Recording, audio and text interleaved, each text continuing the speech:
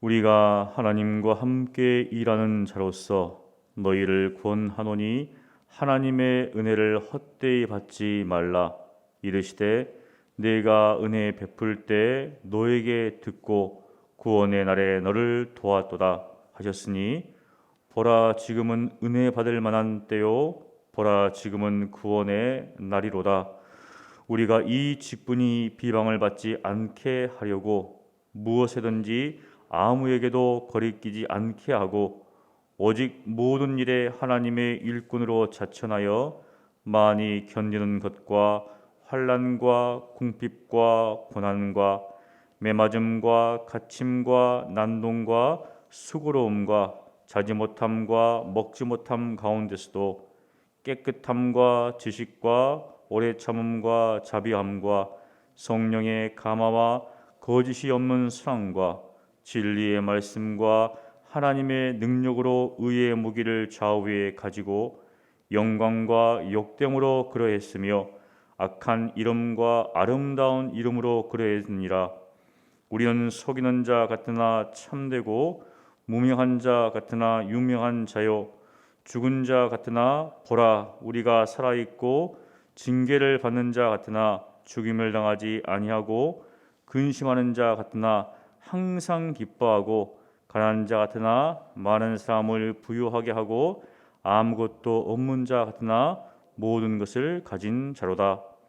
고린도인들이여 너희를 향하여 우리의 입이 열리고 우리의 마음이 넓어졌으니 너희가 우리 안에서 좁아진 것이 아니라 오직 너희 심정에서 좁아진 것이니라. 내가 자녀에게 말하듯 하노니 보답하는 것으로 너희도 마음을 넓히라. 너희는 믿지 않는 자와 멍에를 함께 매지 말라. 의와 불법이 어찌 함께하며 빛과 어둠이 어찌 사귀며 그리스도와 벨리알이 어찌 조화되며 믿는 자와 믿지 않는 자가 어찌 상관하며 하나님의 성전과 우상이 어찌 일치가 되리요. 우리는 살아계신 하나님의 성전이라. 이와 같이 하나님께서 이르시되 내가 그들 가운데 거하며 두루 행하여 나는 그들의 하나님이 되고 그들은 나의 백성이 되리라. 그러므로 너희는 그들 중에서 나와서 따로 있고 부정한 것을 만지지 말라. 내가 너희를 영접하여 너희에게 아버지가 되고 너희는 내게 자녀가 되리라. 전능하신 주의 말씀이니라 하셨느니라. 아멘. 6장은 5장의 연장선상에 있습니다. 5장 19절에 하나님께서 그리스도 안에 계시사 세상을 자기와 화목하게 하셨다. 하나님과 원수된 인간 이 세상을 바로 그리스도를 통하여 그리스도로 말미암아 하나님께서 화목케 하셨습니다. 화목의 주체는 바로 하나님이십니다. 하나님께서 인간과 화목케 하기 위해서 자신의 하나뿐인 독생자를 이 땅 가운데 보내주셨다는 겁니다. 그리고 이 화목케 하는 일을 위해서 바로 사도 바울을 하나님께서 부르셨다, 택하셨다. 그러면서 20절에서 바울이 그러므로 하나님과 화목하라 이렇게 권면하고 있습니다. 1절에 보면 바울은 자신을 하나님과 함께 일하는 자다, 하나님과 동역하는 자다. 대등한 관계가 사실은 아니죠. 하나님께 부름을 받고 이 화목하는 직책을 가지고 직분을 가지고 지금 하나님께서 맡기신 일들을 감당하면서 고린도 교인들에게 하나님과 화목하라고, 하나님의 은혜를 헛되이 받지 말라고 이렇게 권면하고 있습니다. 하나님의 은혜를 헛되이 받지 말라. 헛되이 받는 것이 무엇인가? 예를 들어서 우리가 옷을 입고 있는데 굉장히 더럽고 불쾌하고 냄새가 나는 옷을 입고 있습니다. 너무 보다 못해서 새 옷을 주었습니다. 깨끗하고 향기로운 옷을 주었는데 그것을 그대로 옆에 놔두고 여전히 더럽고 냄새난 옷을 입고 있습니다. 그 선물을 받았지만, 새 옷을 받았지만 그대로 남고 있다면 그 선물은 헛된 것이죠.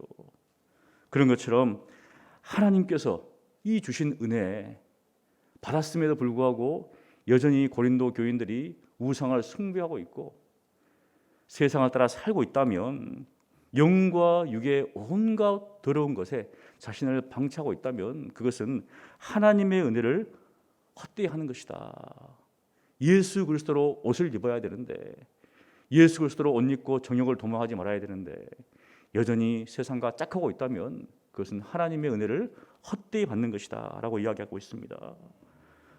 우리 6장의 어떤 주제를 보면 바로 세상과 분리되고 세상과 구별된 삶을 사는 것입니다.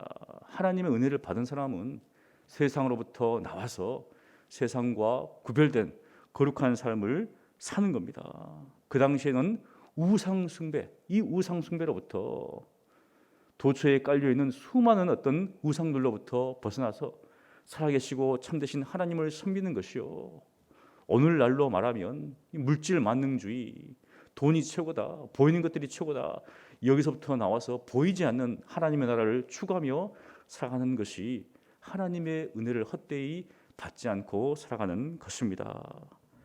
사랑하는 성도 여러분, 우리는 하나님의 은혜를 받았습니다.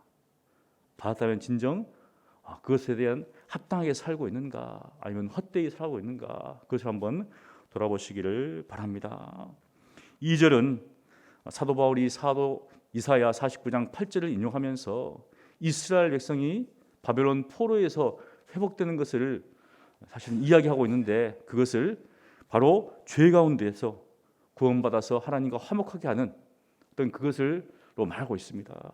즉 지금이 은혜 받을 만한 때요, 지금이 곧 구원의 날이다. 현재가 은혜의 시대라는 겁니다. 그래서 우리가 어떻게 살 것인가, 은혜를 받은 자로서 어떠한 삶을 살 것인가, 그것을 강조하고 있습니다. 그러면서 3절부터 10절까지 자신이 받은 이 직분에 대해서 사도 바울은 어떤 태도를 취하면서 살고 있는지를 이야기합니다. 사람들로부터 비방받지 않고 조롱받지 않고, 그리고 거리끼지 않게 하기 위해서, 다른 사람이 이것으로 말미암아서 걸려 넘어지지 않게 하기 위해서 자신은 하나님의 일꾼으로서 직분을 맡은 자로서 정말 최선을 다해서 살아가고 있는 모습을 지금 보여주고 있습니다.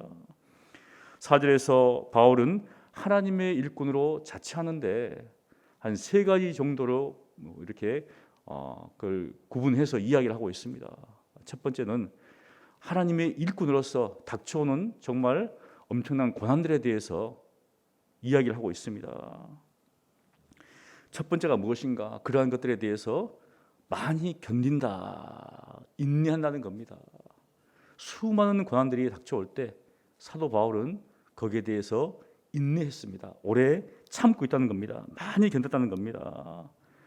여기 이제 9가지 정도가 쭉 나오는데요, 3가지 정도씩 분류해 보면 환난과 궁핍과 고난이다. 일반적으로 이제 그러한 어떤 수많은 고난들이 바로 일꾼으로서 살아갈 때 온다는 겁니다.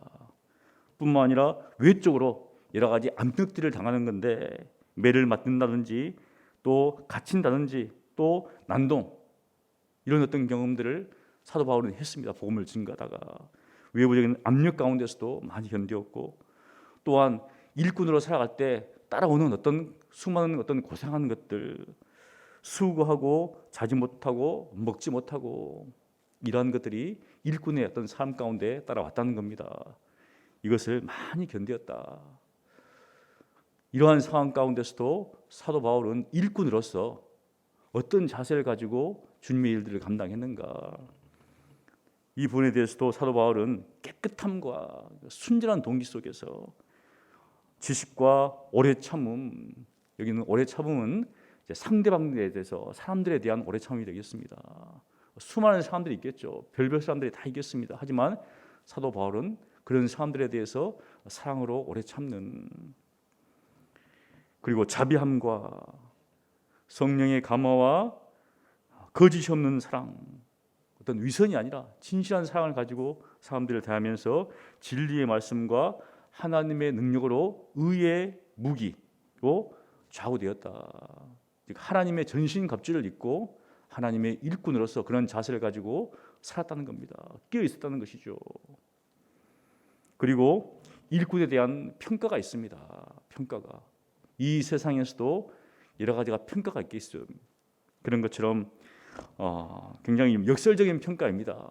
영광과 욕됨, 악한 이름과 아름다운 이름, 속이는 자 같지만 참된 사람들이고, 무명한 자 같지만 유명한 자고, 죽은 자 같지만 살아있는 자고, 징계를 받는 자 같지만 죽임을 당하지 않고, 근심하는 사람 같지만 항상 기뻐한다.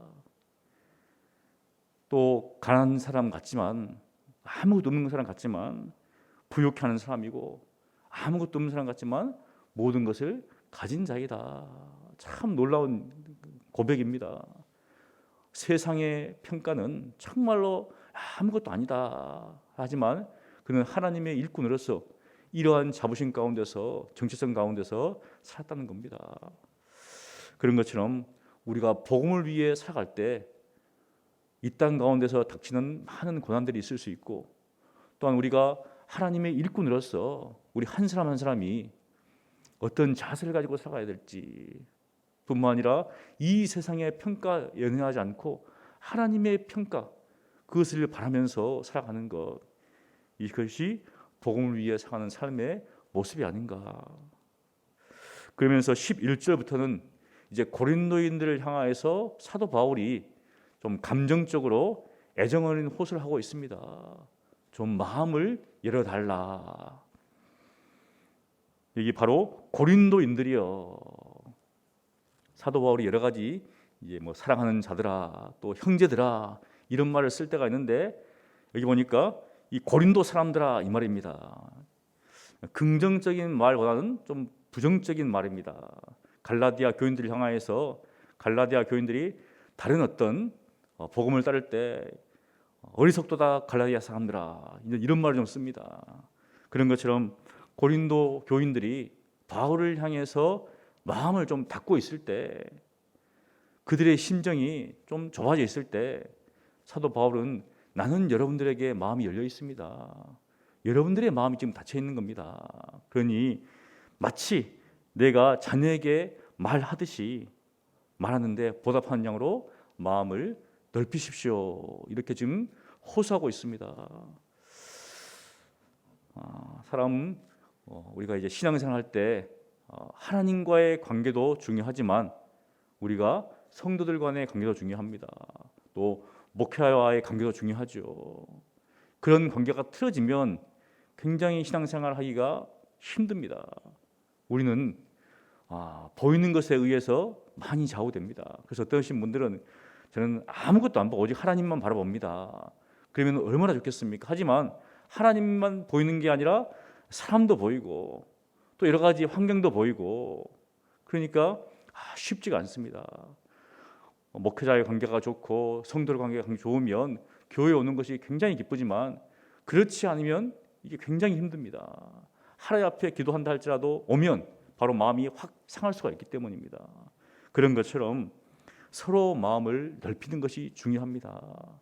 내 마음이 넓혀 있을 때는 모든 것을 용납하고 수용하고 받을 수 있지만, 내 마음이 닫혀지는 순간에는 조금만 하나도 어떻습니까? 거슬리고 기분 나쁘고 할 수 있다는 겁니다. 우리 스스로가 그 마음을 넓혀야 된다는 겁니다. 그러면서 14절부터는 조금 어떤 내용과는 벗어나는 것 같은 이야기를 합니다. 갑자기 믿지 않는 자와 멍에를 함께 매지 말라, 뜬금없이 이 말을 하고 있습니다. 사실은 사도 바울이 결국은 하나님과의 관계 화목하라, 그리고 나와의 관계 고린도 교인들 향해서도 좀 화목하자, 그리고 세상과의 관계에 대해서는 화목하면 안 되겠죠. 그래서 믿지 않는 자와는 멍에를 함께 매지 말라라는 겁니다. 무엇인가 멍에를 맨다는 것은 같이 가야 한다는 것인데, 이게 생각이 다르고 가치관이 다르면 같이 갈 수가 없습니다. 하나님께 속한 사람과 또한 세상에 속한 사람이 어떻게 함께 갈 수가 있습니까? 갈 수가 없죠. 어느 한편으로 따라갈 수밖에 없습니다. 세상 편으로 쫓아가면 갈 수밖에 없고 하나님께 살면 이쪽으로 갈 수밖에 없는 것이죠. 그래서 믿지 않는 자와는 멍에를 매지 말라. 특별히 이제 이 하면 불신자와의 결혼을 생각할 수가 있는데 그 당시 고린도 사회에 다 우상을 섬기는데 하나님을 섬기는 사람이 우상을 섬기는 사람과 결혼하게 되면 이건 굉장히 힘듭니다. 그래서 주일이 같은 경우에는 하나님 앞에 예배를 해야 되는데 저쪽에서는 남편은 이제 우상에게 예배하면 이거 완전 힘들잖아요.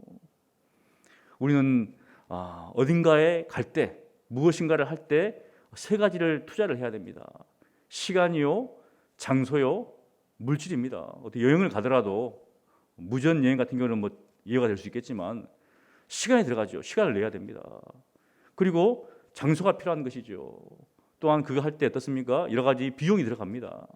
이 모든 것들이 필요한데 전혀 다른 길을 가는 사람이라면 함께 갈 수가 없는 거죠. 그래서 사도 바울이 이야기합니다. 의와 불법이 어찌 사귈 수가 함께 할 수 있는가? 빛과 어둠, 빛이 있는 곳에는 어둠이 있을 수가 없습니다. 그런 것처럼 그리스도와 벨리알이 어떻게 조화되겠는가? 이 벨리알은 사탄을 의미하는 거죠. 믿는 자와 믿지 않는 자가 어찌 상관하겠는가? 그러면서 하나님의 성전과 우상이 어찌 일치가 되겠는가? 하나님을 믿는다고 하면서 어떻게 우상 숭배 그런 사람들과 함께 살아갈 수가 있는가? 할 수가 없다는 겁니다. 그러면서 하나님의 성전, 우리가 하나님의 성전이다. 우리가 성전할 때 두 가지가 있는데요. 헬라어로 히에론 해서 어떤 외형적인 건물을 말하는 성전이 있고 그 성전 안에 있는 그 성소 할 때는 나오스라는 말이 있습니다. 그런데 나오스는 하나님의 임재 장소지요. 바로 여기서는 나오스에서 하나님의 임재 장소라는 겁니다.